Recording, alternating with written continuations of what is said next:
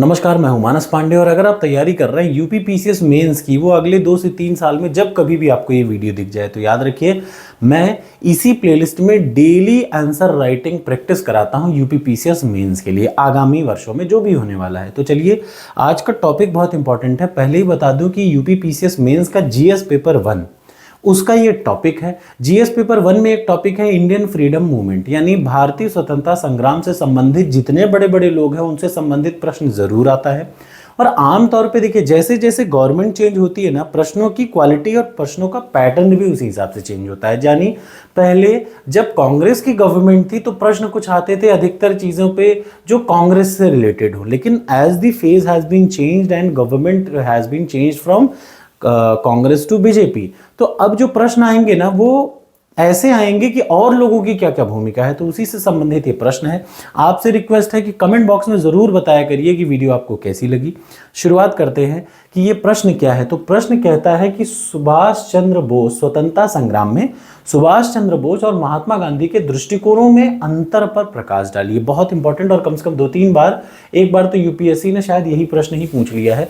UP PCS में जब आप देखेंगे ना तो 12 नंबर का ये प्रश्न आएगा और 200 वर्ड लिखने हैं। जब मैं कहता हूं 200 वर्ड यानी 20 लाइन आपको लिखना है। ठीक, आप इसका यूज बिल्कुल यूपीएससी में भी कर सकते हैं अगर आप उसकी तैयारी करते हैं तो। चलिए, अब प्रश्न आपने देख लिया कि गांधी जी की आइडियोलॉजी और सुभाष चंद्र बोस की आइडियोलॉजी में क्या अंतर है। अब इस प्रश्न को कैसे लिखेंगे, तो अपने प्रश्न को आपको 3 हिस्सों में डिवाइड करना है। सबसे पहला इंट्रोडक्शन, दूसरा मेन बॉडी और तीसरा क्या बोलते हैं कंक्लूजन। ठीक, याद रखिएगा अपने प्रश्न को 3 हिस्सों में। आपको कोई कैसा भी प्रश्न आए, सबसे पहला इंट्रोडक्शन, इंट्रो आप दीजिए। इंट्रो किस चीज से संबंधित है, जिन चीजों के बारे में पूछा गया है। जब आप इंट्रो दे ले तो मेन बॉडी पर फिर आ जाएंगे और लास्ट में आ जाएगा कंक्लूजन। यानी अपने उत्तर को 3 फेज में आपको लिखना है। हर प्रश्न को लगभग इसी पैटर्न पे लिखा जाएगा। ठीक, तो सबसे पहले इंट्रोडक्शन में आप क्या लिखेंगे, यू विल स्टार्ट लाइक कि देखिए दोनों लोग किससे संबंधित हैं, स्वतंत्रता संग्राम से संबंधित है। तो इंट्रोडक्शन में वही जिस चीज से संबंधित है वो लिखना शुरू करिए। यानी ऐसा भी हो सकता है कि आपने प्रश्न एग्जाम में जो आया हो उसके बारे में आप ना ही जानते हो, तब भी उस प्रश्न को कैसे लिखें ये मैं बताता हूं। देखिए, जिस चीज से संबंधित वो प्रश्न है, जैसे स्वतंत्रता संग्राम में इन दोनों की भूमिका, अलग अलग अप्रोच, उस पर पूछा है, तो सबसे पहले आप इन दोनों के बारे में भूमिका बनाना सीखिए। यानी Mahatma Gandhi and Subhash Chandra Bose both were the key factor in the Indian freedom movement. यानी ये दोनों बड़े लीडर थे भारतीय स्वतंत्रता संग्राम में। भारत को स्वतंत्रता दिलाने में इन दोनों की बहुत बड़ी भूमिका थी। इन दोनों का उद्देश्य, the both people either he is Mahatma Gandhi और he is Subhash Chandra Bose, both people have the same aim, they were having the same destination, means they want their India to be free from British। लेकिन वो लोग की भाई होता नहीं कि हम दोनों का लक्ष्य एक है लेकिन हम दोनों की अप्रोच नहीं मैच करती। तो इन दोनों में एक्चुअली जो अंतर था वो यही था, क्या कि दोनों नेता ब्रिटिश शासन से स्वतंत्रता प्राप्त कराना चाहते थे, स्वतंत्रता दिलवाना चाहते थे, लेकिन दोनों लक्ष्य तो सेम था। देखिए फिर से, लक्ष्य दोनों का क्या था, सेम था, लेकिन इस लक्ष्य को प्राप्ति करने का मार्ग दोनों का अलग अलग था। उन्हीं अलग अलग मार्गों पे हम लोग चर्चा करने जा रहे हैं। यानी प्रस्तावना में या इंट्रोडक्शन में आपको कुछ इस तरीके से लिखना है कि दोनों किससे संबंधित थे, सुभाष चंद्र बोस और Mahatma Gandhi, both were the key factor और the key leaders in the Indian freedom movement, both of them were having the same aim to get India free from Britishers, but their approach was different. तो in order to understand that approach we are going ahead with the अलग अलग approach के बारे में। ठीक, तो अब उसके बाद आ जाएगा मेन बॉडी। मेन बॉडी में सबसे पहला प्रदर्शन का तरीका या फिर प्रतिरोध का फिलॉसफी, दोनों का जो पैटर्न है उन दोनों में अंतर था। देखिए सबसे पहले कैसे लिखा मैंने, फिलॉसफी ऑफ द रेजिस्टेंस, यानी प्रतिरोध का तरीका यहां होगा। ठीक, दर्शन ना होकर तरीका होगा, प्रतिरोध का तरीका। देखिए महात्मा गांधी ऐसे ही लिखिएगा, सबसे पहला पॉइंट प्रतिरोध का तरीका। महात्मा गांधी सत्य और अहिंसा की नीतियों पर चलते थे। यानी Mahatma Gandhi believed in non violence as well as 100% truth, employing the method. अब वो कौन कौन सी मेथड अपनाते थे, सिविल डिसोबीडियंस, असहयोग आंदोलन, सविनय अवयोग्य आंदोलन, क्विट इंडिया, इस तरीके के मूवमेंट और सत्याग्रह जैसे शांतिप्रिय चीजों को अपनाते थे। कौन, महात्मा गांधी। याद रखिएगा, महात्मा गांधी took या employed the method like disobedience, non-cooperation and Satyagraha in order to fight with British. लेकिन सुभाष चंद्र बोस इन सब पे विश्वास नहीं करते थे। सुभाष चंद्र बोस ने साफ साफ कहा, उन्होंने एडवोकेट किया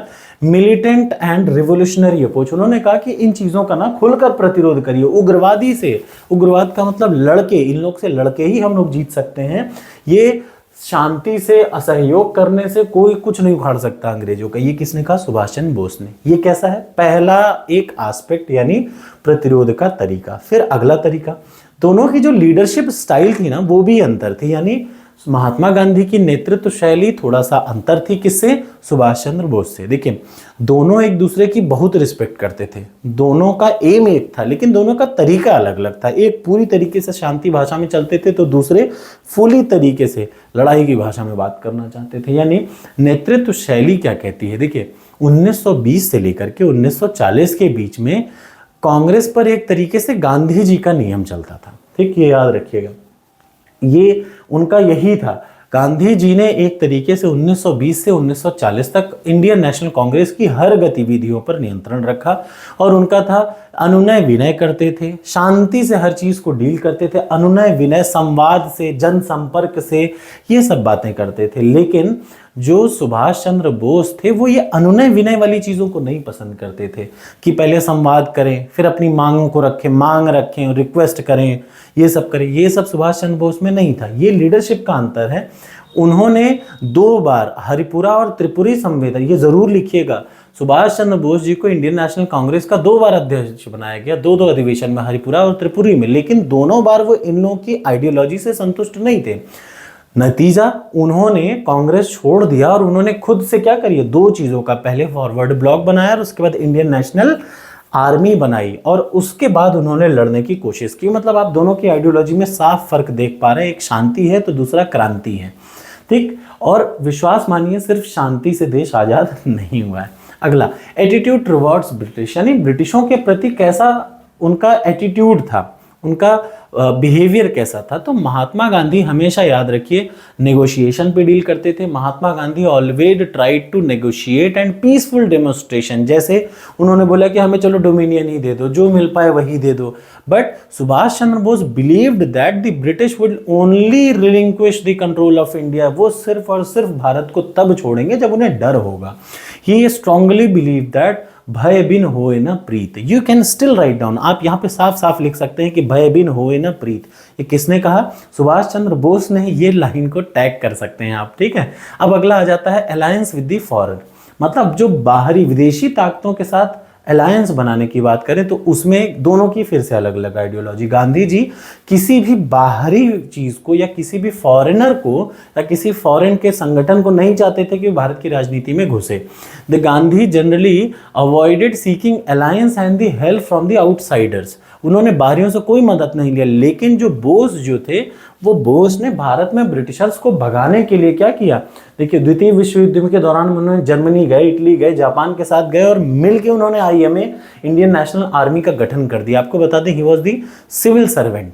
ये भारत के सिविल सर्विसेज में पास हो गए थे, उसके बाद इन्होंने छोड़ दिया। इतना बड़ा आदमी कोई हो ही नहीं सकता।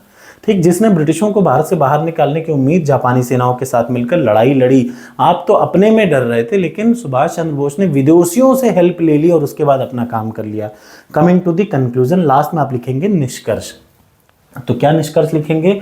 गांधी जी ने अहिंसक प्रतिरोध और नैतिक अनुनय विनय के आधार पर संघर्ष किया, जबकि बोस ने सशस्त्र संघर्ष, क्रांतिकारी कार्रवाई की वकालत करी। इन दोनों नेताओं के अलग अलग दर्शन, अलग अलग फिलॉसफी और तरीकों ने आंदोलन को, दोनों ने अलग अलग, कोई ये नहीं कह सकता कि कहीं गांधी जी कम थे, कहीं सुभाष चंद्र बोस ज्यादा थे। दोनों का अलग अलग तरीका था और दोनों के तरीकों ने अलग अलग तरीके से स्वतंत्र, देखिए इसी को बोलते हैं पॉजिटिव अप्रोच।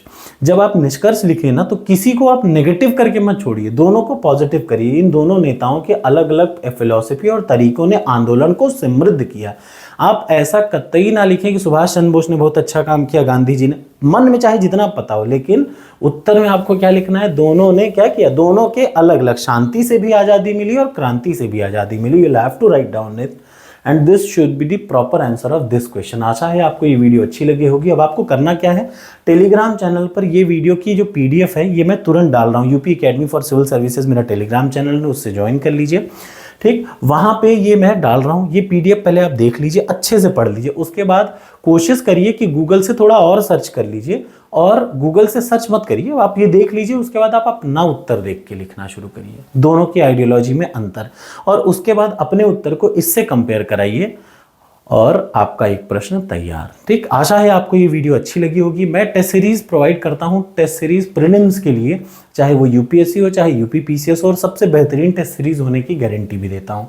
ठीक, ये इसलिए नहीं कि मैंने बनाई, कहीं ना कहीं टेस्ट के क्वेश्चन कहीं ना कहीं से कॉपी होते ही हैं भाई, हर जगह के होते हैं, लेकिन मैं वो क्वेश्चन दे रहा हूँ जो आपके एग्जाम में सीधे आपको पास कराएंगे।